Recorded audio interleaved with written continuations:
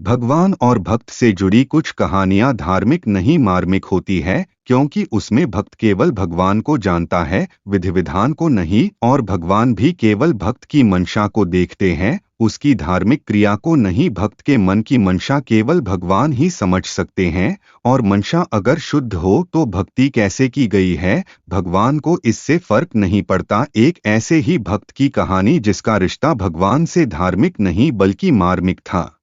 उन्हें पूजा करने की विधि पता नहीं थी। यह कहानी 3वीं से 8वीं शताब्दी के बीच आंध्र प्रदेश में पैदा हुए एक संत कनप्पा की है।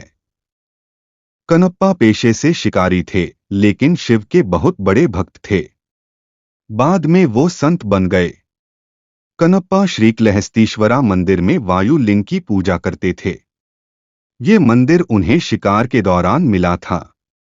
थिन्ना के मन में भगवान शिव को लेकर श्रद्धा तो थी, लेकिन उन्हें पूजा करने की विधि पता नहीं थी। माना जाता है कि वह पास की स्वर्णमुखी नदी से मुंह में पानी भरकर लाते थे और उसे शिवलिंग पर चढ़ा देते थे।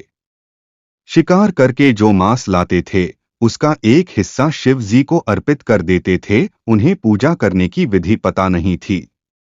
यह कहानी 3वीं से 8वीं शताब्दी के बीच आंध्र प्रदेश में पैदा हुए एक संत कनप्पा की है। कनप्पा पेशे से शिकारी थे, लेकिन शिव के बहुत बड़े भक्त थे। बाद में वो संत बन गए। कनप्पा श्रीकलहस्तीश्वरा मंदिर में वायु लिंग की पूजा करते थे। ये मंदिर उन्हें शिकार के दौरान मिला था। थिन्ना के मन में भगवान शिव को लेकर श्रद्धा तो थी, लेकिन उन्हें पूजा करने की विधि पता नहीं थी।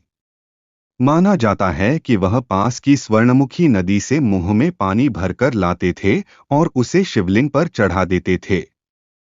शिकार करके जो मांस लाते थे, उसका एक हिस्सा शिव जी को अर्पित कर देते थे। इसलिए उन्हें एक उपाय सूझा। उनके दोनों हाथ व्यस्त थे, इसलिए उन्होंने अपना एक पैर उठाया और पैर का अंगूठा ठीक उस आंख के पास लगा दिया जहां उन्हें दूसरी आंख लगानी थी। अपने भक्त की यह निश्चल भक्ति देख भगवान शिव प्रकट हुए और उन्होंने अपने भक्त की आंखें एकदम ठीक कर दीं।